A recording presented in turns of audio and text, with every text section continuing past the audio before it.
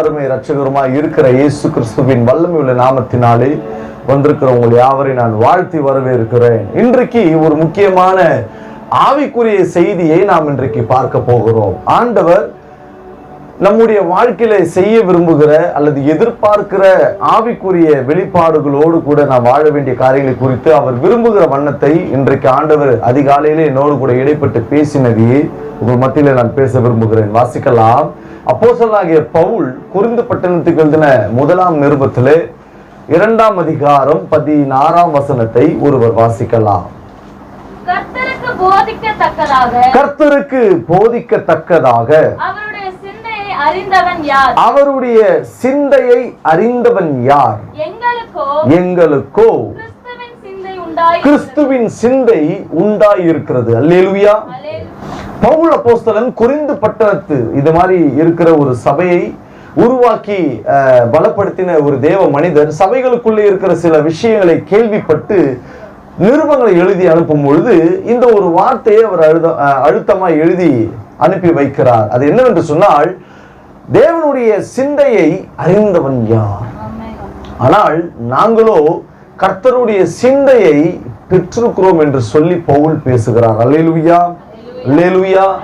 எங்களுக்கு கிறிஸ்துவின் சிந்தை உண்டாயிருக்கிறது என்பதை தைரியத்தோடு கூட பவுல் அப்போஸ்தலன் அந்த ஜனங்களுக்கு தெரியப்படுத்தி எழுதுகிறார். அவர் என்ன சொல்ல வர்றாருன்னா, தேவனுடைய இரத்தத்தினாலே கழுவப்பட்ட தேவ மக்களே, திருச்சபைகளுக்குள் சேர்க்கப்பட்ட தேவனுடைய பிள்ளைகளே, நீங்கள் சேர்க்கப்படுவதற்கு முன்பதாக இந்த உலகத்திற்குரிய ஞானத்தினாலே நீங்கள் வாழ்ந்தவர்களாய் இருந்து கொண்டிருந்தீர்கள். ஆமாவா இல்லையா?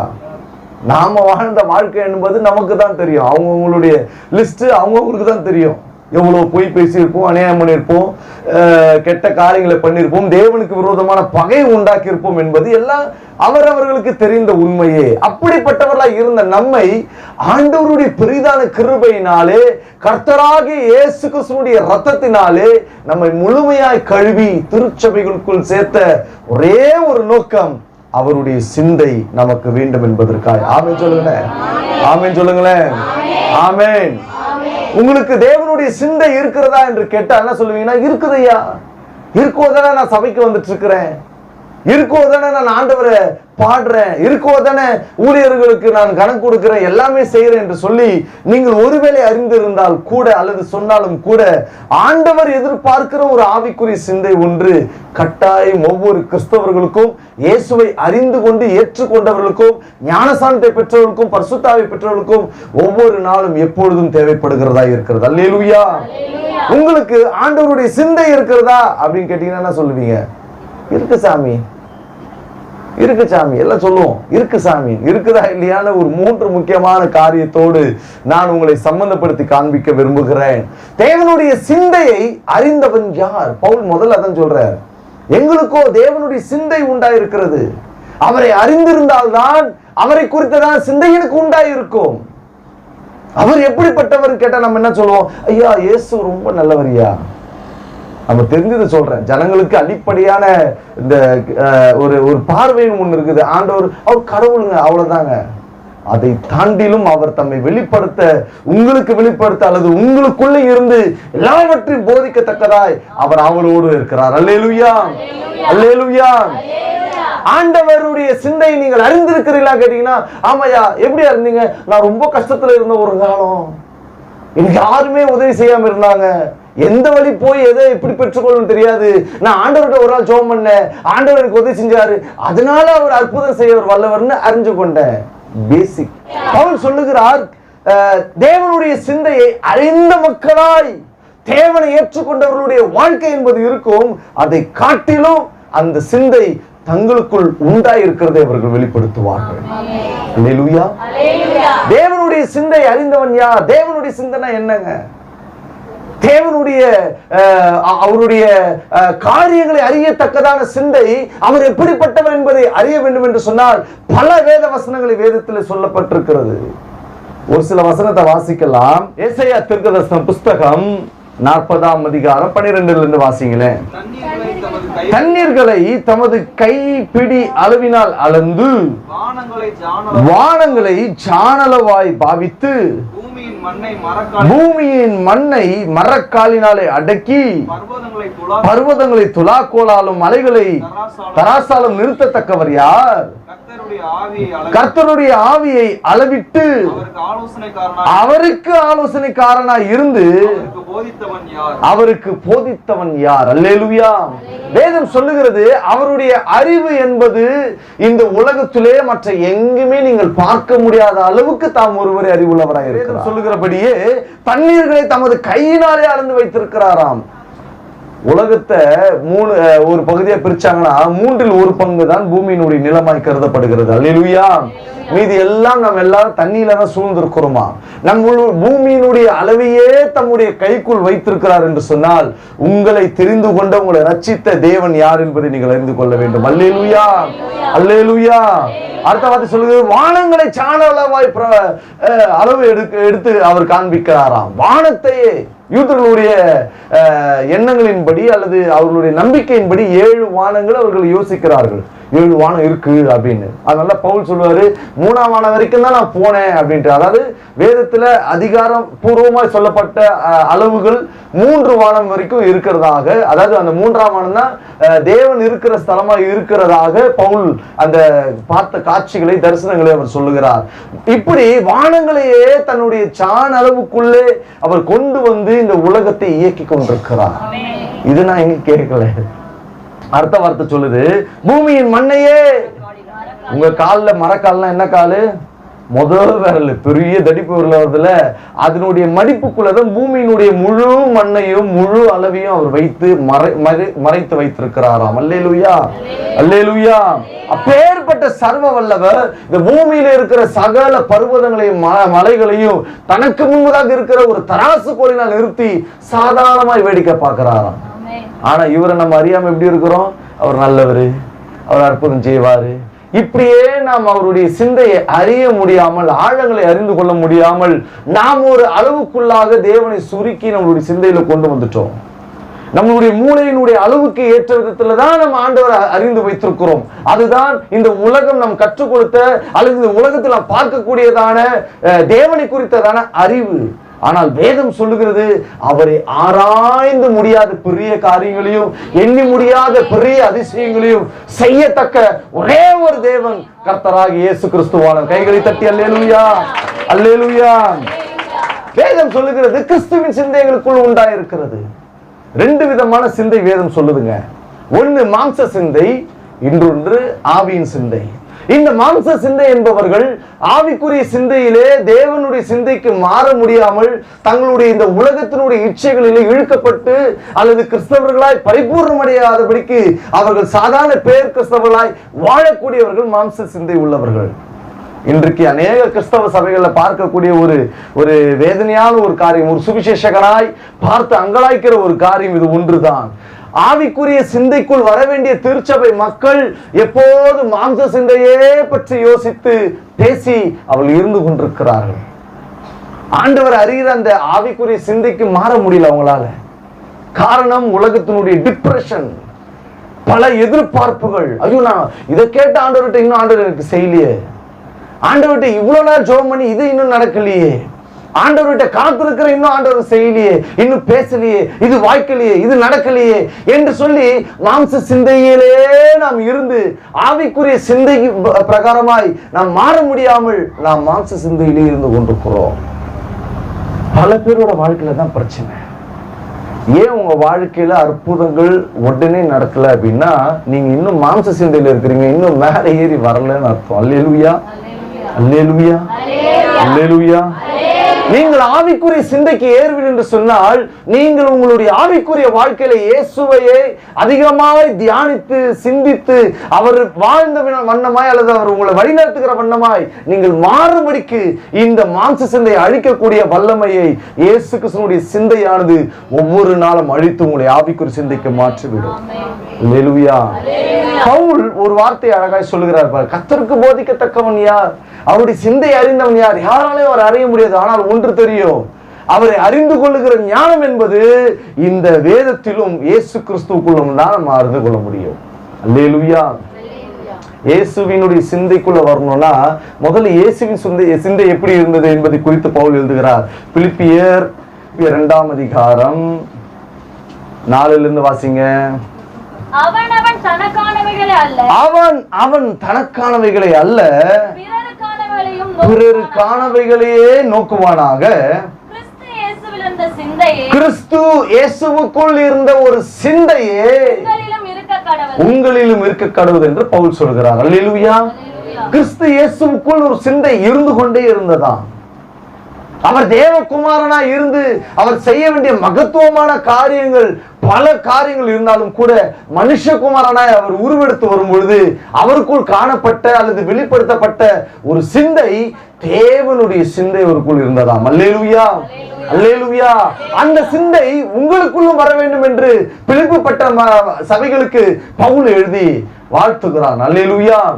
அதுல என்ன விஷயத்தை சொல்கிறார்னா, உங்களுக்குள் கிறிஸ்து இயேசுவில் இருந்த சிந்தையே எப்போதும் இருக்க கடவுது. என்ன சிந்தனை இருந்தது? அர்த்த வார்த்தை வாசிங்க. அவர் தேவனுடைய ரூபம், அவர் தேவனுடைய ரூபமாய் இருந்தும் தேவனுக்கு சமமாய் இருப்பதை பொருளாக எண்ணாமல் வெறுமையாக்கினார், ரூபம் எடுத்தார், மனுஷனாய் மாறினார், அவர் மனுஷனாய் காணப்பட்டார், மரண பரியந்தமும்.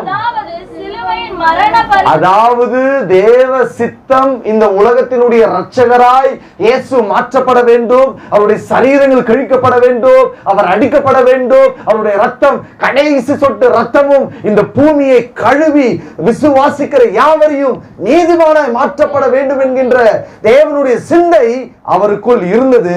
அது சிலுவையின் மரண பரியந்தமும் கீழ்ப்படிந்தவராக்கி தம்மை தாமே தாழ்த்தினார். அதாவது இந்த உலகத்துல நான் பார்க்காத ஒரு விசேஷித்த மேன்மை இயேசுவுக்குள் இருந்தது. என்ன மேன்மை என்று சொன்னால், எந்த ஒரு தெய்வம் தன்னை தாழ்த்தார். சத்தம் வரலையே, சத்தம் வரலையே. உங்களையே நீங்க ஒரு தாழ்மையா வாழுங்க அப்படின்னா, நான் ஏன் தாழ்மையா இருக்கணும்? அவன் என்ன பேசினான், அவன் எப்படி வாழ்றான், நான் ஏன் அப்படி இருக்கணும்? அவனுக்கு முன்னாடி ஒரு கெத்து காட்டணும்ல. சொல்லுவோமா சொல்ல மாட்டோமா? நம்ம நேற்று ஒரு தம்பி சொன்னார் போன்ல, ஆனா என் கல்யாணத்துல எனக்கு ராயல் என்ஃபீல்டு கொடுத்தாங்கண்ணே, ரொம்ப சந்தோஷம்டா அப்படின்னு. அதுக்கு முன்னாடி ஒரு கல்யாணம் நடந்தது, அதுல ஒரு ராயல் என்ஃபீல்டு என் ஃப்ரெண்டு கொடுத்தாங்க. ரொம்ப சூப்பரா, வெரி குட்ரா. அந்த ராயல் என்ஃபீல்டு கல்யாணமாயி சில வருஷங்கள் கழித்து கொஞ்ச நாள் தள்ளி போனவனுக்கு ஒரு எண்ணமா, அதுல அவன் தான் ராயல் என்ஃபீல்டு வச்சிருப்பானா, நான் வச்சுக்க மாட்டேன் சொல்லிட்டு நேற்று போய் ஒட்டாரமா பாஸ்ட் ஒருத்தரை எடுத்து போயிட்டு அந்த வண்டியை புக் பண்ணிட்டு வரான். என்ன விஷயம் பார்த்தீங்கன்னா, ஒரு ஈகோ. நான் ஒன்னும் உனக்கு சலிச்சவன் கிடையாது இல்லையா, புரியுதா நான் சொல்றது? ஆனா சபையில ஊழியம் செய்யறவங்க யாரு? சபையில ஊழியம் செய்யறவங்க, சபையில விசுவாசியா இருக்கிறவர்கள், சபையினுடைய சகல பொறுப்புகளிலும் அவர்கள் இருக்கிறவர்கள். அவர்களுக்கே தாழ்மையின் சிந்தை வரவில்லை. ஆனால் உங்களை நேசித்தவர், உங்களை ரட்சித்தவர், உங்களை ரத்தத்தினாலே கழுவினவர், உங்களை நீதிமானை மாற்றினவர் தம்மை தாமே தாழ்த்தினார். கைகளை தட்டி அல்லேலூயா. அதுதான் கிறிஸ்துவினுடைய சிந்தை. அல்லேலூயா, அல்லேலூயா. ஆண்டவருக்குள்ளே இருந்த ஒரு சிந்தை உங்களிலும் இருக்க கடவுள் என்று பவுல் வாழ்த்துகிறார். சபையே, ஆண்டவருடைய சிந்தையை பெற்றுக்கொள்ளத்தக்கதாய் நீங்கள் வளரும்படிக்கு ஆண்டவர் விரும்புகிறார். பவுல் சொன்ன ஒரு 3 முக்கியமான சிந்தையை நான் உங்களுக்கு முன்பதாக வைத்து, மிக முக்கியமான சிந்தையாய், ஆழங்களை அறிந்து கொள்ள வேண்டிய சிந்தையாய் நான் உங்கள் மத்தியில வைத்து உங்களுக்கு ஜெபிக்க விரும்புகிறேன். ஒரு 3 சிந்தை கட்டாயமாய் கர்த்தருடைய பிள்ளைகளுக்கு தேவை. வாசிக்கலாம். முதல் சிந்தை, எந்த சிந்தனை நமக்கு உண்டாயிருக்க வேண்டும் என்று பவுல் சொல்லுகிறார். அதே 1 கொரிந்தியர் 2ஆம் அதிகாரம் 1 வேகமா வாசிட்டு வாங்க. சகோதரரே, நான் உங்களிடத்தில் வந்தபோது தேவனை பற்றிய சாட்சியே சிறந்த வசனிப்போடாவது வரவில்லை. இப்ப சொல்றாரு பாருங்க, இயேசுவானவர் இயேசு கிறிஸ்துவை சிலுவையில் அறையப்பட்ட அவரையே அன்றி வேறொன்றையும் உங்களுக்குள்ளே அறியாதிருக்க நான் தீர்மானித்திருந்தேன். அல்லேலூயா. ஒரு திருச்சபை மக்கள் எல்லாம் என்னைய பாருங்க, இப்பதான் முக்கியமான செய்தியை ஒன்றிருக்கிறோம். இவ்வளவு நேரம் ஆண்டவருடைய சிந்தை உங்களுக்கு வரணும்ன்றதுக்காக நான் சில காரியங்களை சம்பந்தப்படுத்தி காண்பித்தேன். ஆனால் ஒரு கிறிஸ்துவினுடைய சிந்தை எனக்குள் கிறிஸ்துவின் சிந்தை உண்டாயிருக்கிறது என்கின்ற தைரியத்தை வெளிப்படுத்துகிற பவுலுடைய காரியம் ஒரு திருச்சபைகளுக்குள் எந்த சிந்தனை கட்டாயமா இருக்க வேண்டும் என்கின்ற ஆழமான சத்தியத்தை நான் சொல்லிக் கொடுத்து உங்களுக்காக ஜெபிக்கிறேன். முதலாவது, தேவனுடைய திருச்சபை அறிந்த தேவனுடைய மக்கள், சபையில சேர்க்கப்பட்ட தேவனுடைய பிள்ளைகள் ஒவ்வொரு நாளும் சிலுவையின் சிந்தையோடு கூட வாழ வேண்டும். சத்தமா சொல்லுங்களேன். அதே வசனத்தை மறுபடியும் படிங்க சிஸ்டர். இயேசு கிறிஸ்துவையே சிலுவையில் அவரே அறையப்பட்ட அவரையே அன்றி. அல்லேலூயா. அடேங்கப்பா, சூப்பரா வாசிக்கிறீங்க. நல்ல கை தட்டுற நானே. அல்லேலூயா, சூப்பரா வாசிக்கிறீங்க. வசனம் தெளிவா சொல்லுது, இயேசு கிறிஸ்துவை, அதாவது இயேசுவை தான் சிலுவையில் அறிஞ்சாங்க. வேதம் தெளிவாய் சொல்லுகிறது, இந்த உலகத்தினுடைய சகல மனிதர்களுடைய பாவம், அவன் கருப்பனா இருக்கட்டும், ஆப்பிரிக்கா காரனா இருக்கட்டும், ஆசியா காரனா இருக்கட்டும், இல்ல மிடில் ஈஸ்டா இருக்கட்டும், யாரா கூட இருக்கட்டுமே, சகல இந்த உலக தோற்றத்திற்கு முன்னமாகவே எத்தனை பேர்கள் இந்த பூமியிலே பிறக்கிறார்களோ, பிறக்கப்படுகிற ஜனங்கள் எத்தனை ஆண்டு காலங்கள் தேவனுடைய சித்தத்தின்படி இந்த பூமியானது இயங்கி கொண்டிருக்கிறதோ, அது வரைக்கும் ஒரே ஒரு பரிசுத்தருடைய ரத்தம் இந்த முழு பூமியை பரிசுத்தமாக்கும்படிக்கு, ரட்சிக்கப்படும்படிக்கு, நீதிமன்றாய் மாற்றும்படிக்கு இயேசுவையே வெளிப்படுத்தினார். அல்லேலூயா. இந்த இயேசுவை சிலுவையில் அறைந்தார்கள். பவுல் சொல்றாரு, எப்பா உங்களுக்காய் ஒருவர் சிலுவையில் அறையப்பட்டாரு, அவரை நீங்க அறிந்திருக்க வேண்டும். அந்த சிலுவையின் சிந்தை தான் திருச்சபையில வருகிற சிறியோர் முதல் கொண்டு பெரியோர் முதல் கொண்டு எப்பொழுதும் உங்களை ஆளுகை செய்ய வேண்டும். அதுதான் பவுல் ஆளுகை செஞ்சுதான். ஆமென் சொல்லுங்களேன். அதான் அந்த வசனம் வாசிச்சோம். கர்த்தருக்கு போதிக்கத்தக்கதாக, 16ஆம் வசனம், கர்த்தருக்கு போதிக்கத்தக்கதாக அவருடைய சிந்தை அறிந்தவன் யார்? எங்களுக்கோ சிலுவையில அறையப்பட்ட கிறிஸ்துவினுடைய சிந்தையே. ஒரு இடத்துல பவுல் அழகா சொல்றாரு, கலாத்தியர்ல வாசிக்கலாமே, சிலுவையில அறையப்பட்ட இயேசுவை குறித்து எவ்வளவு பெருமையா அவர் பேசுறாரு பாருங்க. நீங்கள் தேவனுடைய சிந்தை உள்ளவர்களாய் மாற வேண்டும் என்று சொன்னால் நீங்கள் செய்ய வேண்டிய காரியம், 6ஆம் அதிகாரம் 14 வாசிங்க. 6:14 வேகமா. நானும் நம்முடைய கர்த்தராகிய இயேசு கிறிஸ்துவின் சிலுவை அல்லாமல் மேன்மை பாராட்டாமல் இருப்பேனாக. இயேசு கிறிஸ்துவினாலே இந்த உலகம் எனக்கு சிலுவையில் அறையுண்டிருக்கிறது. நானும் உலகத்திற்கு சிலுவையிலே அறையப்பட்டிருக்கிறேன். ஆமீன் வரலையே? ரொம்ப ஆழமா வசனம் பார்க்கிறீங்களோ? வசனத்தை புரிந்து கொள்ளுங்கள். உங்களுக்கு கிறிஸ்துவின் சிந்தை என்பது சபைக்கு வருகிற ஒவ்வொருவருக்கும் இருக்க வேண்டும். அந்த கிறிஸ்துவின் சிந்தை என்பது என்னது? எனக்காய் ஒருவர் பலியானார். Listen listen listen. எனக்காய் ஒருவர் பலியானார், எனக்காய் ஒருவர் அடிக்கப்பட்டார், எனக்காய் ஒருவருடைய சரீரம் கிழிக்கப்பட்டது, எனக்காய் ஒருவர் முள்கிரீடம் சுமந்து கொண்டார், எனக்காய் அவருடைய கைகளும் கால்களும் ஆணிகளாலே கலாவப்பட்டது, எனக்காய் அவர் ஜீவனையே கொடுத்தார். அவருடைய சிந்தை தான் சிலுவையின் சிந்தை. அல்லேலூயா. பவுலுக்கு ஒரு வைராக்கியம் இருந்தது. ஐயா, நான் இயேசுவை ஏற்றுக்கொண்டேன், இயேசுவுக்காக நான் வாழ்கிறேன் என்று சொல்லுகிற தேவ ஜனங்கள் ஒவ்வொருவரும் ஒவ்வொரு நாளும் சிலுவையின் சிந்தையோடு வாழும். நல்லா கவனிங்க. இந்த சிலுவையின் சிந்தை உங்களுக்குள்ள இருக்குன்னா நீங்க பாவம் செய்ய மாட்டீங்க.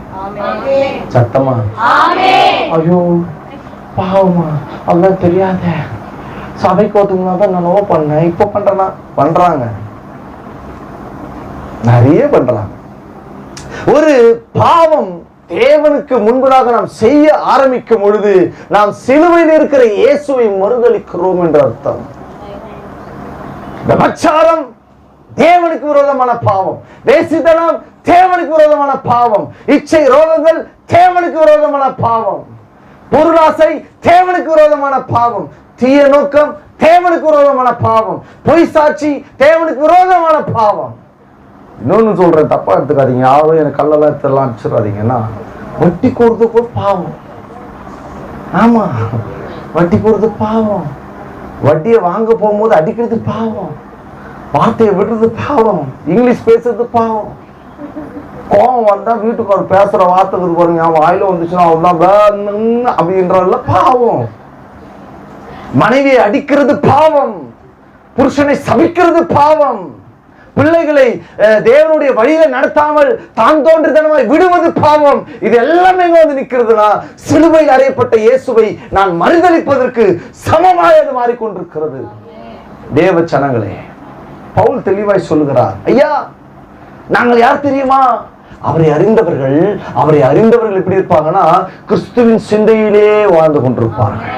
அந்த கர்த்தருடைய சிந்தையில வாழ்கிறவர்கள் சிலுவையேனுடைய சிந்தையாய் மாறிவிடும்படிக்கு அவர்கள் வாழ்வார். சபைக்கு வருகிற நீங்கள் சிலுவையை நேசிக்கிறீங்களா? பாடுவானா சாமி? தேவனுடைய சிந்தையை, சிலுவையின் சிந்தையை தரித்தவர்கள் அவருக்கு பின்பதாக ஒவ்வொரு நாளும் நடப்பார். நல்ல கவனிங்க, சிலுவையில் அறையப்பட்ட இயேசு கிறிஸ்துவை சிந்தையை அறிந்தவர்கள் சிலுவையை, பாடுகளை ஏற்றுக்கொள்வார்கள். பாடுகள் வந்தாலும் சரி, துரோகங்கள் வந்தாலும் சரி, நம்மை நேசிக்கிறவர்களே நம்மை தூக்கி போய் கடல்ல போட்டாலும் சரி, நாம் கிறிஸ்துவினுடைய சிலுவையை நம்மளுடைய சிந்தையிலே தரித்தவர்களாய் அவருக்கு முன்பதாக வாழும்படிக்கு ஆண்டவர் நமக்கு கிருபை தருவார். சிலுவை என்பதே பாடுக்கு அர்த்தங்க. சிலுவை என்பது மேன்மையா இந்த உலகத்திலே நாம் பேச வேண்டிய ஒரு காரியமாய் இருக்கிறது. சிலுவை ஒரு காலத்தில் அவமானத்தின் சின்னமாய் கருதப்பட்டது. ஆனால் உங்களுக்காக எனக்காக அந்த சிலுவையை ஆண்டவர் மேன்மையாய் மாற்றினார். கைகளை தட்டி மகாராஜாவுக்கு அல்லேலூயா. சிலுவையை ஒவ்வொரு நாளும் சுமக்கிறவர்களாய், ஐயா நான் நேசிக்கிற என்னுடைய சொந்த உறவுகள் என்னை உருவ குத்தி என்னுடைய இருதயத்தை கிழிக்கிறார்கள். ஐயா நான் ஒன்றுமே செய்யவில்லை, நான் நன்மை செய்கிறவனாய் இருக்கிறேன், ஆகிலும் நான் அவர்களுக்கு ஆகாதவளாய் மாறிவிட்டேன். என்னை ஒதுக்கி வைக்கிறார்கள், என்னை காயப்படுத்துகிறார்கள், என்னை வேண்டாம் என்று சொல்லுகிறார்கள். 2-3 நாட்களுக்கு முன்னாடி ஒரு சின்ன கல்லூரி படிக்கிற ஒரு தேவ பிள்ளை ஒண்ணு வண்டியில ஏறினா, பேசிட்டே வந்தாங்க. திடீர்னு நான் ஹெட்ஃபோன் போட்டு பாட்டு எதுவும் கேட்டுட்டு வந்தேன்னு நினைக்கிறேன். அண்ணான்னு கேட்டா காது கேட்கல, அப்படி கிட்ட செடிக்கு போட்டு திரும்பி பார்த்தா என்னம்மா அப்படின்னு, நீங்க ஆண்டவரோட பிள்ளை, நீங்க கிறிஸ்தவரான்னு கேட்டாங்க. ஆமா கிறிஸ்தவன். சொல்லுமா என்னம்மா அப்படின்னு. அண்ணா எனக்கு ரொம்ப டிப்ரெஷனா இருக்கு. காலேஜ் பிள்ளை சொல்றான், ரொம்ப டிப்ரெஷனா இருக்குண்ணே. என்னம்மா என்ன திடீர்னு டிப்ரெஷன் இந்த வயசுல அப்படின்னு கேட்டேன். இல்லை எனக்கு ஒரு தெளிவு ஒன்று உண்டாக்கணும் அப்படின்னு. என்னன்னு கேட்டேன்.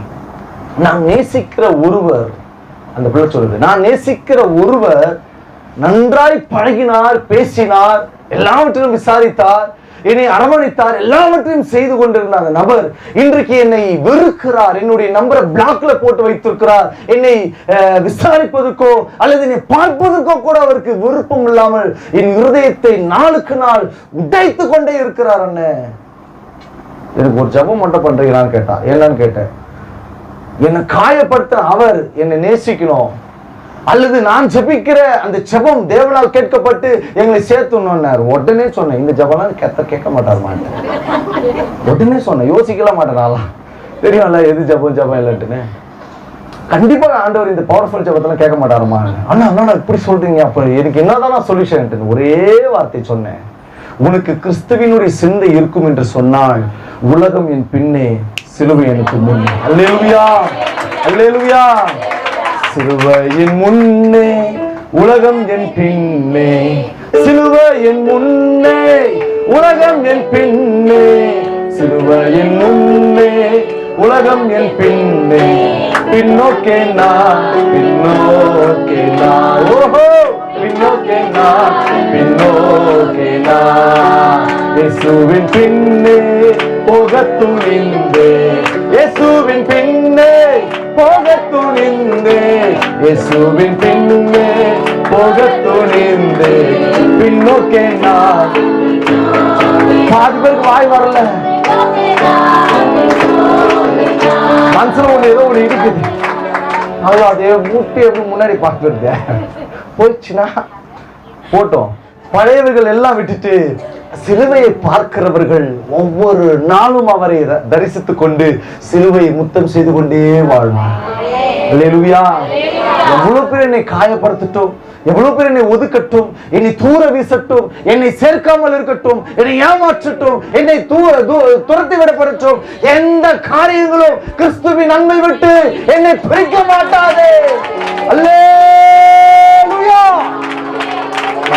இயேசு நல்லவருங்க. கையை தட்டுங்க. ஹalleluya, ஹalleluya. காரணம் சிலுவையின் சிந்தை திருச்சபை மக்களுக்கு ஆண்டவர் கொடுத்திருக்கிறார். ஹalleluya. உங்களுக்கு அவருடைய சிந்தை இருக்குமானால் எந்த ஒரு காரியத்தையும் அதிகமா நேசிக்க மாட்டீங்க. எங்க போனாலும் அப்படியே கிராஸை பார்த்தாலும் அந்த கிராஸ் அது சிலுவையினுடைய சிந்தையே உங்களை ஆளுகை செய்து கொண்டிருக்கும். நல்ல கவனிங்க, ஒரு ரகசியத்தை சொல்றேன். நீங்கள் சிலுவையின் சிந்தைக்குள் இருப்பீர்கள் என்று சொன்னால் உங்களை சிலுவை ஒவ்வொரு நாளும் பாதுகாத்துக்கிட்டே நீங்க முன்னாடி போனாலும் சரி பின்னாடி வந்தாலும் சரி உங்களை சுற்றி சுற்றி சூழ்ந்திருக்கும்படிக்கு அந்த சமூகம் உங்களை காத்துக்கொள்ளும். அல்லேலூயா. நிறைய பேர் வீட்டுல என்ன பண்ணுவாங்கன்னா இந்த குருத்தோட நாயன்னு ஒண்ணு வரும். அது சபையில சண்டை போட்டாவது ஒண்ணு வாங்கின்னு போயிட்டு வீட்டுல ஒண்ணு சொல்லிட்டு வச்சுக்கோ. அதுக்கு என்னன்னா சிலுவை அதுக்கு என்னன்னா சிலுவை வீட்டுக்கு வந்துருச்சு. கிடையாது. நீங்கள் வீடுகளில் வைக்கிற சிலுவை அல்ல, சிந்தையில் வருகிற சிலுவை. கையில் இந்த சிலுவையை சுமக்கிறவர்கள் அல்லது சிலுவையை பற்றி சிந்திக்கிறவர்கள், சிலுவையிலே தேவன் நமக்கு கற்றுக் கொடுத்த எல்லா விதமான உபதேசங்களையும் சிந்தையில தரித்தவர்களா இருக்கும் பொழுது நாம் தேவனுடைய சிந்தைகளை அவருடைய ஆழங்களை அறிந்து கொள்ள அது ஏதுவாயிரும். இன்றைக்கு அநேகருடைய வாழ்க்கையில பார்க்க வேண்டிய ஒரு விஷயம் இதுதான். நீங்க எந்த காரியம் செஞ்சாலும் சிலுவை சிந்தையோடு இருங்க. பவுல் சொல்றாரு, சிலுவை ஒண்ணு இல்லைங்க. உங்களுக்கு ஒரு விஷயம் சொல்றேன். இப்பெல்லாம் வந்து சிலுவை தூக்கிட்டுலாம் நடக்க வேணாம். இந்த பைபிளை தூக்கி நடக்கிறதுக்கே வைக்கப்படுறாங்க நிறைய பேர். இது சாச்சு கொடுப்பான், ஒரு பாத்திரம் அவன் நம்மள மானிச்சுப்பான் நினைச்சுக்கிட்டோம். என்ன அவனை பண்ணிட்டோம். எனக்கு இந்த வசனம் என்னை உயிரோடு கூட காத்தது. இதுதான் எனக்கு பாவ மன்னிப்பையே கற்றுக் கொடுத்தது. இதுதான் என்னை பரிசுத்தமாக்கினது. அல்லேலூயா. இந்த சிலுவையை, இந்த வசனங்களை என் சிந்தையில் நான் வைத்துக் கொண்டிருப்பேன். ஆனால் அவர் எப்படிப்பட்டவர் என்பதை அதிகமா யோசிக்கும்படிக்கு இந்த வசனங்கள் நம்மோடு கூட பேசிக்கொண்டோம். அல்லேலூயா, அல்லேலூயா. எத்தனை பேர் இன்னிலிருந்து கிறிஸ்துவின் சிந்தையில சிலுவின் சிந்தையோடு வாழ போறீங்க? சத்தமா சொல்றவங்க. ஒரு சிலர் யோசிக்கிறாங்க, நான் ஏன் அதெல்லாம் செய்யணும், அது வந்துட்டா இது ஒண்ணும் இது ஒண்ணும் இது ஒண்ணும். ஆமா, திருந்து எடுக்காதீங்க தயவுசெய்து. சிகரெட் பிடிக்கிறவங்க, பாக்கு போடுறவங்க, தப்பான பழக்கத்துல இருக்கிறவங்க எடுத்து நீங்க கஷ்டத்துல மாட்டிக்காதீங்க. அதான் பவுல் சொல்றாரு அல்லவா? பவுல் சொல்றாரு, இந்த பாத்திரத்தில் கை விடுகிறவர்கள் அபாத்திரங்களாய் போகாதபடிக்கு தன்னை தானே சோதித்தறிந்து, ஐயோ சாமி திடீர்னு சொட்டா நானும் ஏதோ அப்போ வாங்கி சாப்பிட்டு போலான்னு வந்தேன். அப்படி கிடையாது. இது பரிசுத்த தேவனுடைய சரீரம். இது பரிசுத்த தேவனுடைய ரத்தம். செபிக்கும் பொழுது அது ரத்தமாக, அது சரீரமாக இயேசுவினாலே ஆசீர்வதிக்கப்படுகிறது. அது ஆசீர்வதிக்கப்பட ஆரம்பிக்கும் பொழுது, இது நீங்கள் வாங்கி உட்கொள்ள ஆரம்பிக்கும் பொழுது இயேசுவினுடைய சரீரமே உங்கள் சரீரமாய் மாறி விடுகிறது. உங்களுக்குள் ஓடுகிறது உங்கள் ரத்தம் அல்ல, ஆவிக்குரிய இயேசுவின் ரத்தமாய் மாற்றப்படுகிறது. உங்கள் சரீரம் இனி வரப்போகிற மகிமையினுடைய தேவ சரீரமாய் ஒவ்வொரு நாளும் மாற்றப்படுகிறது. ஆமென் சொல்லுங்களேன். இந்த சிலுவை சிந்தை இருக்குமானால் தாராளமா நீங்க திரும்ப கைவிடலாம், அழகா சாப்பிடலாம். ஆண்டவரே, இந்த சிந்தை எனக்கு இருக்கு ஆண்டவரே, உண்மை போல என்னை மாற்ற மாட்டேன். அழகா அந்த வார்த்தை வந்துடும். நாங்களாம் திருவிழா இருக்கும் போது அழகா ஜெபம் பண்ணுவோம். நான் எப்படி ஜெபம் பண்ண தெரியுமா? ஆண்டவரே, நீர் வரும்பொழுது என் ஆவியாத்மா சரீரம் குற்றமற்றதாக காணப்படாதபடிக்கு தேவன் என்னை ஒரு விஷயம் சுத்திகரித்து உம்முடைய சரீரத்தை போல் என் சரீரத்தை மாற்றி என் நாடி, நரம்பு, எலும்பு, தசைகள், என்னுடைய வெளிப்புறங்கள், என் உள் அவயங்கள் ஒவ்வொன்றும் இயேசுவினுடைய சரீரத்தின் அவயங்களாகவே மாற்றி விடுங்கள். அல்லேலூயா. இயேசுவின் ரத்தம் உங்களுக்குள் பாய்ந்து கொண்டிருக்குமானால், சிலுவையின் ரத்தம் பாய்ந்து கொண்டிருக்குமானால் வியாதி ஒரு நாளும் உங்ககிட்ட வரும். தேவனுடைய சிலுவை சிந்தை ஒவ்வொரு சபையின் மக்களுக்கும், தேவனுடைய பிள்ளைகளுக்கும் எப்போதும் இருக்க வேண்டும் என்று பரலோகத்தின் எஜமான் விரும்புகிறார். உங்க சிந்தையை தூக்கி போட்டுட்டு தேவ சிந்தைக்குள்ள வர பாருங்க. அவர் உங்களுக்காய் பட்ட பாடுகள் பெரியது, அடிகள் பெரியது. உங்களுக்காக ஒரு முகத்தை காரி துப்புனாங்க. வசனம் சொல்லுதுங்க, அவரை கொட்டவும் காரி துப்பினார்கள். ஒரு தெய்வத்தை செஞ்சா அந்த வல்லமை என்ன பண்ண யோசிச்சு பாரு. ஆனால் வசனம் சொல்லுது அவர் மரண பரியந்தமும் கீழ்ப்படிந்தவராகி அதை நிறைவேற்றி முடிக்கிறது, பிள்ளைங்களுக்கு ரட்சிப்பு கொடுக்கிறது மட்டுமே அவருடைய நோக்கமாக இருந்தது. அதுதான் கிறிஸ்துவின் சிந்தை. அல்லேலூயா. 1 கொரிந்தியர் 2ஆம் அதிகாரம் 9ஆம் வசனம் 10ஆம் வசனத்தை வாசிக்கலாம். எழுதியிருக்கிறபடியே தேவன் தம்மில் அன்பு கூறுகிறவர்களுக்கு ஆயத்தம் பண்ணினவைகளை கண் காணவில்லை, காதுகள் கேட்கவும் இல்லை, அவைகள் மனுஷருடைய இருதயத்தில் தோன்றவும் இல்லை. நமக்கோ தேவன் அவைகளை தமது ஆவியினாலே வெளிப்படுத்தினார். அந்த ஆவியானவர் எல்லாவற்றையும் தேவனுடைய ஆழங்களையும் ஆராய்ந்து அறிந்திருக்கிறார். அல்லேலூயா. இரண்டாவது, உங்களுக்கு எப்படிப்பட்ட சிந்தை, எந்த சிந்தை இருக்க வேண்டும், எந்த சிந்தை தனக்குள் உண்டாய் இருந்தது என்று பவுல் சொல்கிறார் என்று சொன்னால், எனக்காக எல்லாவற்றையும் ஆயத்தம் பண்ணி வைத்த மகிமையான ஆசீர்வாதங்களை வெளிப்படுத்தி காண்பிக்கிற வெளிப்பாட்டின் சிந்தை. நல்லா கவனிங்க, எல்லாம் நீ பாருங்க, முக்கியமான விஷயத்தை சொல்றேன். வந்திருக்கிற ஒவ்வொருவருக்கும் ஆண்டவர் தலையின் மீது ஒரு நோக்கத்தை, தரிசனத்தை, ஒரு ஆசீர்வாதத்தை திட்டம் பண்ணி வைத்துதான் சபைக்கு அழைத்திருக்கிறார். சத்தமா ஆமென் சொல்லுங்களேன். அப்புறம் ஏன் சாமி இன்னும் என் வாழ்க்கையில் இது இந்த அற்புதம் நடக்கல? நீங்க எல்லாம் ஆயத்தம் பண்ணி வச்சிருக்கதான் சொல்றீங்க, அப்ப ஏன் என் வாழ்க்கையில் இது நடக்கல, ஏன் இதை நான் பெற்றுக்கொள்ள முடியாமல் நான் காத்து கிடக்கிறேன் என்று நீங்கள் ஒருவேளை கேள்வி கேட்பீர்கள் என்று சொன்னால், இன்றைக்கு கர்த்தருடைய வார்த்தை உங்களுக்கு நேராய் வருகிறது. உங்களுக்கு ஆயத்தம் பண்ணினவைகளை வெளிப்படுத்துகிற ஆவியானவரை நீங்கள் பெற்றிருக்க வேண்டும். வாய்ப்பிற்கு வாய் சத்தமா ஆவியானவரை நீங்கள் பெற்றிருப்பீர்கள் என்று சொன்னால், உங்களை குறித்ததான சகல வெளிப்பாடுகளோ. நல்லா கவனிங்க, ஆண்டவர் நம்மை உள்ளங்கையிலே வரைந்து வைத்திருக்கிறார்.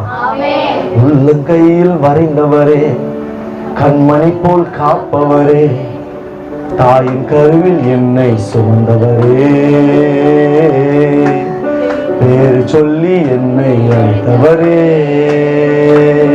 நீர் என்னோடு வராவிட்டால் நான் இன்றோ, நீர் என்னோடு வராவிட்டால் நான் எங்கே செல்லுவேன், ஜீவன் பாய்ந்திடுவே.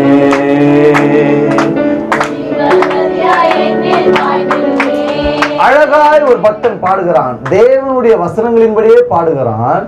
என்னை உள்ள கைகளிலே அவர் வரைந்திருக்கிறார்.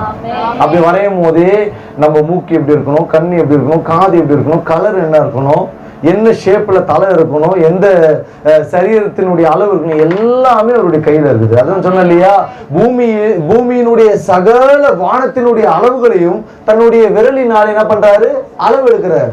பேர்பட்டவருடைய கையில உங்களை குறித்து ஒரு திட்டத்தோடு வரைந்து வைத்திருக்கிறார். காரணம், தேவன் உங்களை அழைக்கும் பொழுதே ஆயத்தம் பண்ணி வைத்த அநேக ஆசீர்வாதங்கள் உண்டு. ஏன் பல நேரத்தில் ஆசீர்வாதத்தை நாம் இழக்கிறோம் என்று சொன்னால், தேவன் ஆயத்தம் பண்ணினவைகளை வெளிப்பாட்டின் ஆவியிலே நாம் பார்க்க முடியாமல் நம்முடைய ஆவிக்குரிய வளர்ச்சியில குன்றி இருக்கிற காரணம் தான்.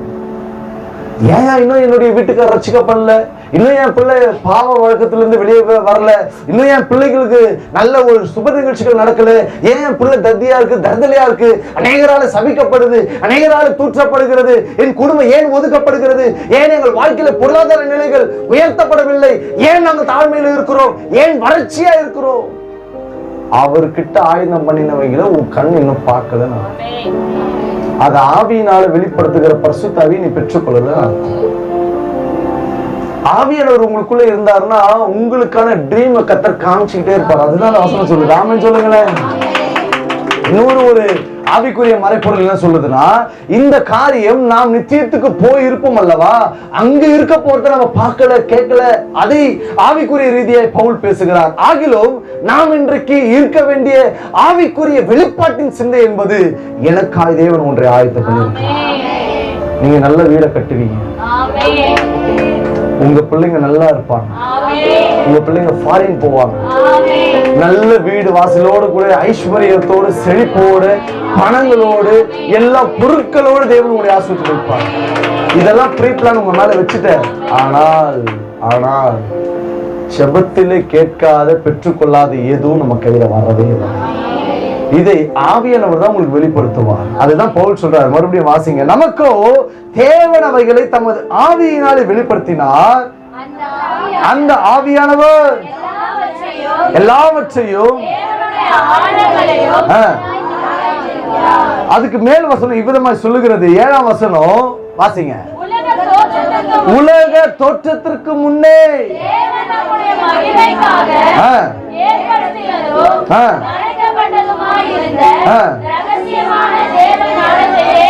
ரகசியமான தேவனுடைய ஞானம் என்பது எனக்காய் ஆயத்தம் பண்ணின ஆசீர்வாதங்களை நான் அறிய முடியாமல் இருந்து கொண்டிருந்தேன்.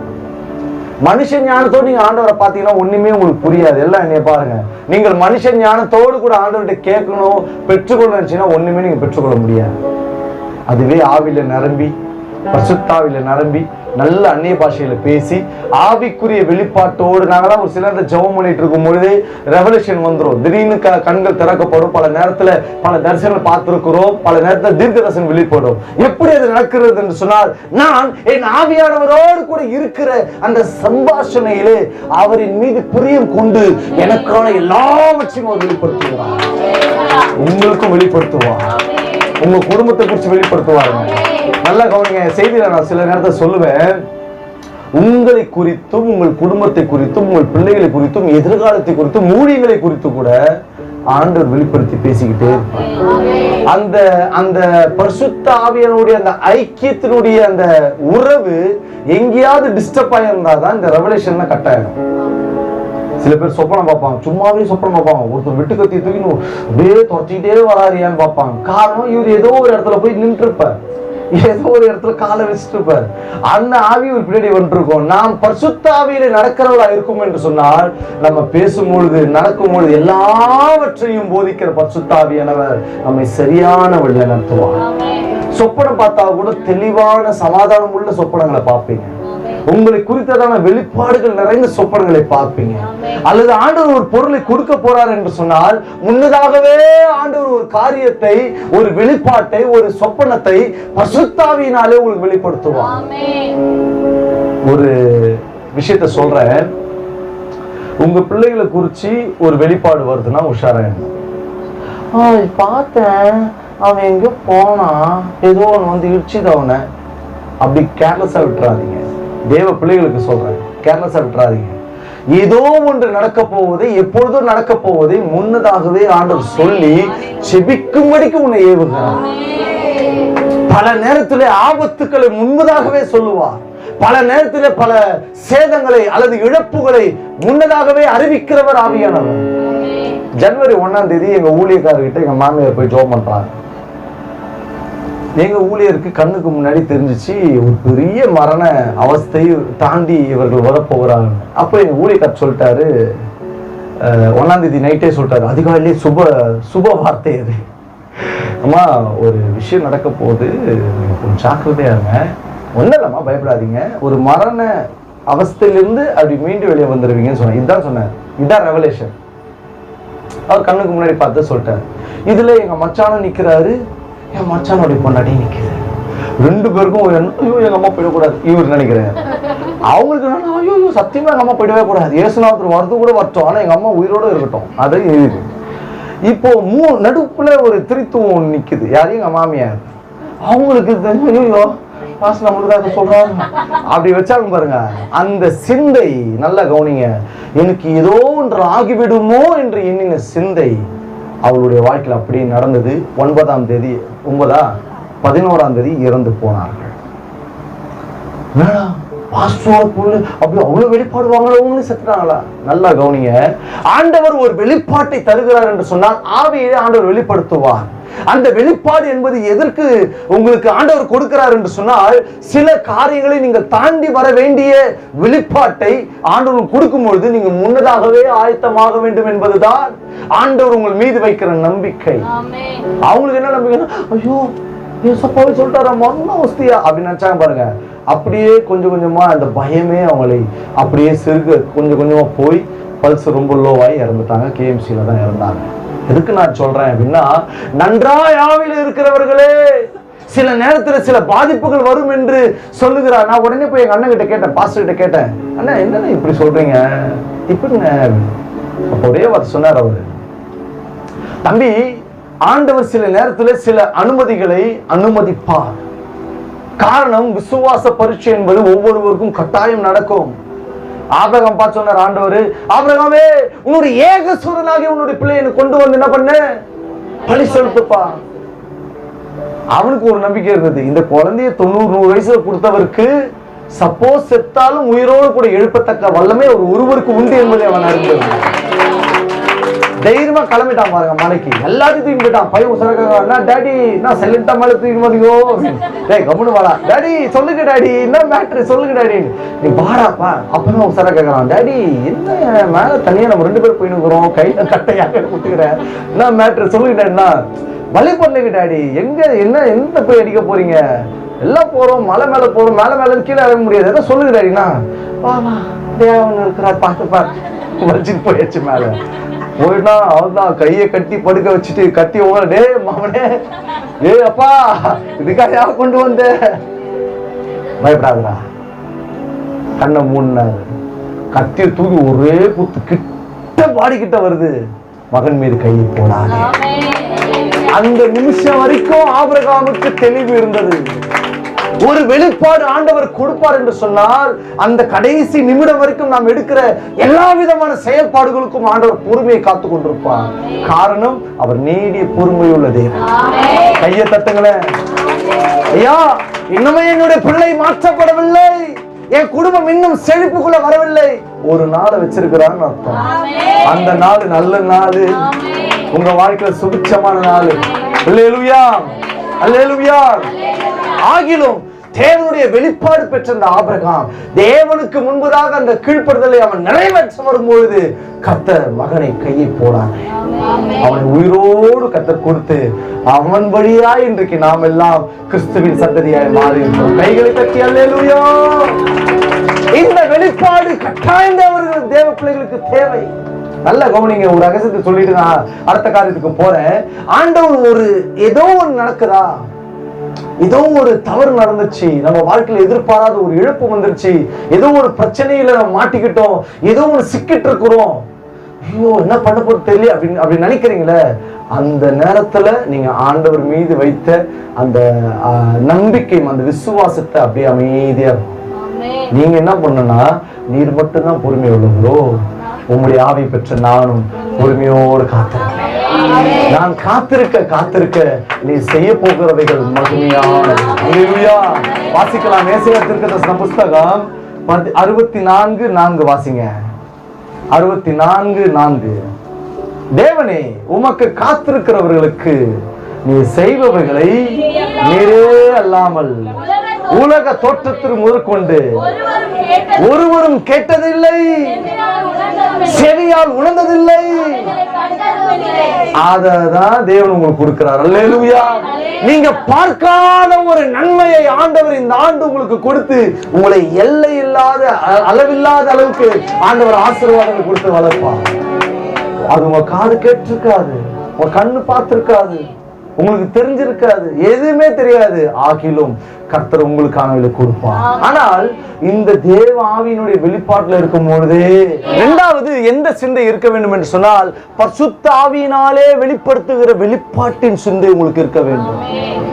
சபைக்கு வருகிற ஜனங்களுக்கு நான் சொல்லுகிறேன், நீங்க தரிசனங்களையும் சொப்பனங்களையும் பார்க்கிறவர்களாய் வளர வேண்டும்.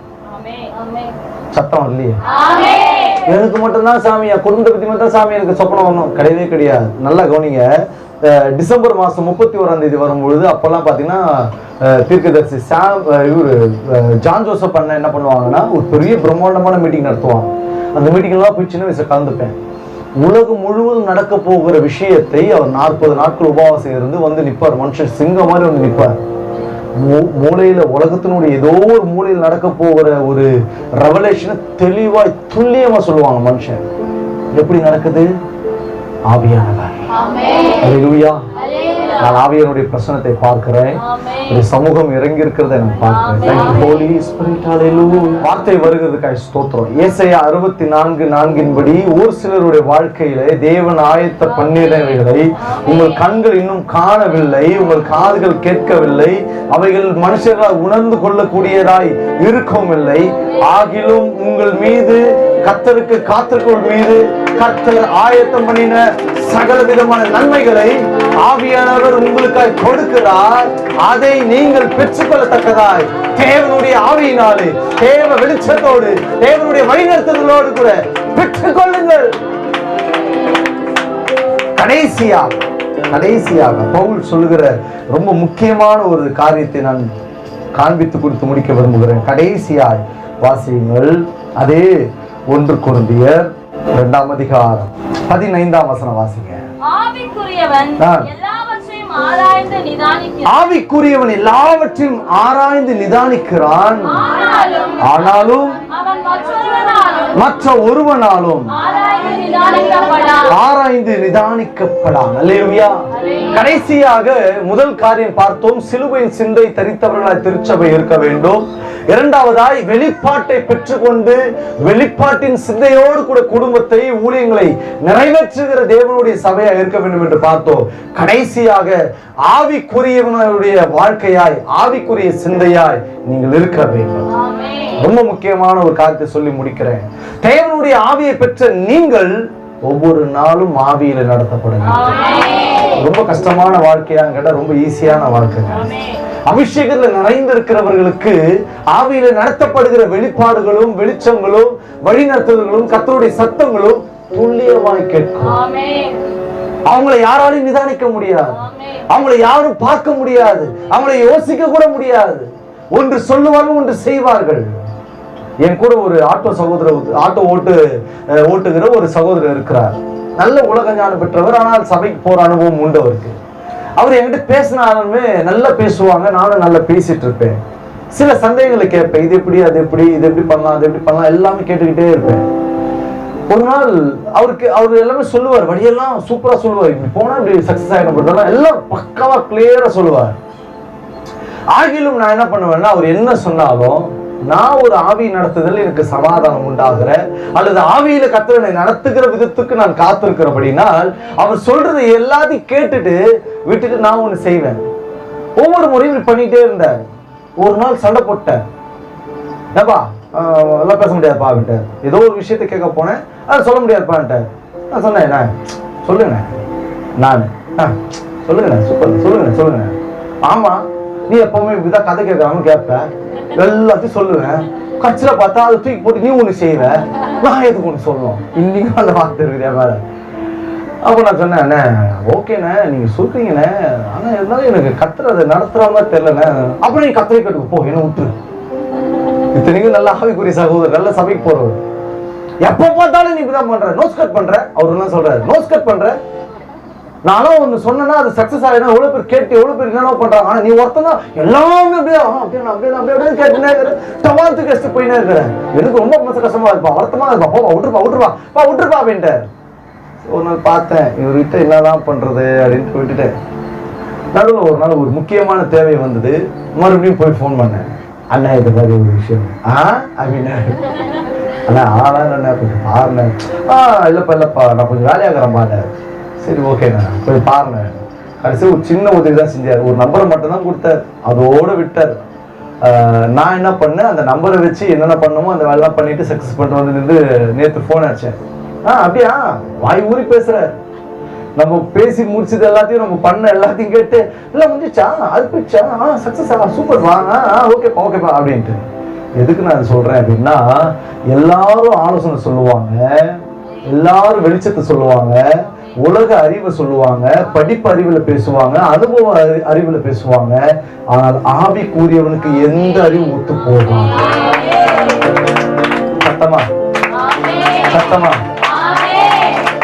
படிப்பு மிகுந்த நல்ல ஸ்காலர்ஸ் சொல்லுவாங்க, இந்த பிசினஸ்ல நான் சக்சஸா கொடி கட்டி பறக்கிறேன், நான் போன வழிகளை நான் உங்களுக்கு சொல்றேன், நீங்க இதை செய்யுங்கன்னு சொல்லுவாங்க.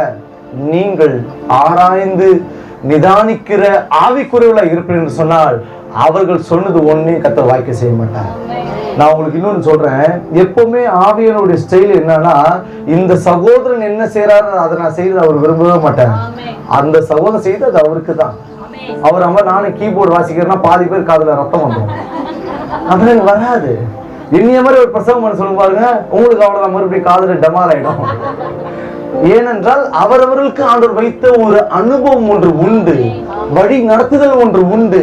அது ஒவ்வொரு மக்களுக்கும் ஆண்டவர் வைத்திருக்கிறார். நீங்கள் ஆவியானவரோடு கூட நடக்க ஆரம்பித்து விட்டீர்கள் என்று சொன்னால், நீங்கள் ஒவ்வொரு நாளும் ஆவியில் நிதானித்து பேசுவீர்கள். உலகத்துல நாம் வெளியே வரும் பொழுது நாம் ஆவிக்குரியவர்களாய் கருதப்படுகிறோம் என்று சொல்வோம் என்று சொன்னால், ஒவ்வொரு நாளும் பேசுகிறதுல நிதானம் இருக்கும், செயல்படுகிறதுல நிதானம் இருக்கும், ஒரு முடிவு எடுப்பதிலே நிதானத்தை கடைபிடித்து ஆவியானவர் வெளிச்சத்தை கொடுத்து நம்மை நடத்துவதற்கு ஒரு நிதானம் இருக்கும். ஆனால் நிதானிக்கிறவர்களை ஒரு நாளும் உலகம் புரிந்து கொள்ளலாம். சொல்லுவாங்க நிறைய பேர், ஆமா நீ எப்ப பார்த்தாலும் ஏதோ பண்ணிட்டு இருக்கிறேன், நம்மள புரிந்து கொள்வதற்கு அவருக்கு அறிவு கிடையாது. அதை தான் பவுல் சொல்லுகிறார். வாசிங்க, 12 வாசிங்க, அது ரொம்ப அழகா வரும். நாங்களும் உலகத்தின் ஆவியை பெறாமல், அப்படின்னா என்ன தெரியுமா? உலகத்தின் ஆவி என்பது பிரபஞ்சத்தின் லோகாதிபதியானவனுடைய செயல்பாடுகள், அறிவுகள், ஞானங்கள், அனுபவங்கள், இதெல்லாம் உலகத்தினுடைய ஆவி என்று வேதம் சொல்லுகிறது. ஆனால் நாங்களோ உலகத்தின் ஆவியை பெறாமல் தேவனால் எங்களுக்கு, அப்படின்னா ஆண்டவர் எங்களுக்கு கொடுக்கிற நன்மையான காரியங்கள் எல்லாம், எங்களுக்கு அருளப்பட்டவைகளை எல்லாம் அறிந்து கொள்ளும்படிக்கு, எப்பா கையை தட்ட ரெடியா இருங்க, தேவனிடத்திலிருந்து புறப்படுகிற ஆவியை நீங்கள் பெற்றீர்கள். ஹலோ தேவ சபையே, ரொம்ப முக்கியமான சம்பவத்தை நான் சொல்றேன், முக்கியமான காரியத்தை சொல்றேன். தேவ ஆவியை பெற்ற தேவ மக்கள் சாதாரணமான அபிஷேகத்தை நீங்க பெறலங்க. 7 நாட்கள் ஆண்டவர் உலகத்தை படைத்து முடித்தார், அதுல மனிதனையும் சேர்த்து. அவருடைய சர்வ வல்லமையை, அவருடைய மகிமையை, அவருடைய அபிஷேகத்தை சுமந்தவராய் இயேசு வெளிப்பட்டார். இயேசுவும் இயற்கைக்கு அப்பாற்பட்ட வல்லமைகளை ஆண்டவர் செய்து முடித்தார். கடல்ல போயிட்டு இருக்கிறாங்க, ஒரு நாள் கடல் கொந்தளிக்குது, புயல் காற்று சீறுகிறது. இயேசு ஒரு வார்த்தை சொன்னார், அமைதலாயிரு. கையை தட்டு மகாராஜா. சர்வ வியாபியின் அபிஷேகம் அவர் மீது இருந்தது. அப்போஸ்தலர் 10:38 சொல்லுகிறது, தேவன் தம்முடைய பரிசுத்த ஆவியினாலே அவரை அபிஷேகம் பண்ணி இருந்தார். அந்த அபிஷேகம் பிதாவின் இடத்துல இருந்து இறங்கி வருது. அங்கிருந்து இறங்கி வருதுன்னா நீங்களா இருக்க மாட்டீங்க, நீங்க அவரை போல மாறுங்க. கையை தட்டுக்கு தேவச்சனை. இந்த ஆவி உலகத்தினால் கிடைக்காத ஒரு ஆவி. இன்றைக்கு யூடியூப்களிலே பலர் பலவிதமாய் பேசிக் கொண்டிருக்கிறார்கள். அபிஷேகத்தை மதிக்க தெரியாத மதியினர்கள், அவர்கள் மதிக்கேடர்கள். அபிஷேகத்தை குறித்தோ பரிசுத்த ஆவி குறித்தோ நாம் தவறான வார்த்தைகளை பயன்படுத்தினால், சீண்டினால், பேசினால் நிச்சயமாய் இன்மையில் மாத்திரமல்ல மறுமையிலும் அவர்களுடைய பாவங்கள் மன்னிக்கப்படாது. இயேசுவை பத்தி பேசினா கூட ஆண்டவர் விட்டுருவார். ஆனால் ஆவியானவரை பத்தி பேசினா உடனே நியாயத்திற்கு. அல்லேலூயா. காரணம், அவர் இவ்வுலகத்திற்குரியவர் அல்ல, அவர் தேவனுக்குரியவர். அந்த அபிஷேகம் தேவனிடத்திலிருந்து புறப்பட்டு வருகிற அந்த பரிசுத்த ஆவியானவர் தூய்மையானவர். அவருடைய ஞானம் என்பது கற்பனைக்கு விட்டாத அளவுக்கு ஆழமான ஆழம். கடலின் ஆழத்தை கூட ஒருவேளை நீங்கள் கணக்கிட்டுக் கொள்ளலாம், பூமியின் ஆழத்தை நீங்கள் கணக்கிட்டுக் கொள்ளலாம். ஆனால் பூமியையும் வானத்தையும் கடலையும் உண்டாக்கின தேவனுடைய ஞானத்தை ஒரு நாளும் ஒரு காலமும் அறிவியல் கூட ஞானத்தை கணக்கிட முடியாது. காரணம், அவர் தேவனுடைய ஆவியானவர். அல்லேலூயா. இந்த பூமியை அவர் அடைக்காத்துக் கொண்டிருந்தார். அல்லேலூயா. இந்த ஆவியின் உங்களுக்குள்ள இருக்கிறதுனால மகிமையான காரியத்தை நடக்கும்பொழுது டங்ஸ் பேசிட்டே இருங்க. வேலை செய்யும் பொழுது ஆவியானவரோடு பேசுங்க. நீங்க பேசிக்கிட்டே இருக்க உங்களை அறியாமலே ஒரு சார்ஜ் உருவாயிட்டே இருக்கும். அந்த சார்ஜ் என்ன பண்ணு தெரியுமா? திடீர்னு ஒரு நாள் வெளிப்பட ஆரம்பிக்கும் பொழுது கண் தெரியாதவனுக்கு கண்கள் திறக்கப்படும், காதுகள் கேட்காதவனுக்கு காதுகள் கேட்கப்படும், வாய் பேசாத ஊமையர்களை ஆண்டவர் வாயை திறப்பார். கை கால்கள் முடக்கமா இருக்கிறவர்கள் யாவரையும் ஆண்டவர் சுகமாக்குவார். இதுதான் பரிசுத்த ஆவியானவர். ஐயா வயிறு வலி வந்துச்சு, பாஸ்டர் போன் பண்றேன், தலைவலி வந்துருச்சு, முதுகு வலி வந்துருச்சு, ஹாஸ்பிட்டல் போயிடுங்கிறேன். முதல்ல நீங்க ஜெபம் பண்ணுங்க, ஆவியில ஜெபம் பண்ணுங்க. ஷாக்கா பாதா லா பா பா பா பா கத்தி ஜெபம் பண்ணிட்டே இருங்க. உங்களை பரியாசம் பண்ணுறவங்க பண்ணட்டும், உங்களை திட்டுகிறவங்க திட்டட்டும், வாயை அடக்கிறவங்களை அடக்க சொல்லட்டும். யாருக்கு நீங்க பயப்படாதீங்க. நீங்க தேவனிடத்திலிருந்து வருகிற பரிசுத்தாவியை பெற்றிருக்கிறீங்க. பரிசுத்தாவியை நீங்கள் நேரடியாக பெற்றபடினால், ஆவியானவருடைய அபிஷேகம் உங்கள் மீது இருக்கிறபடினால் ஒருவருக்கு நீங்கள் பயப்பட வேண்டும். அந்த அபிஷேகம் உங்களை ஆசீர்வதிக்கும்.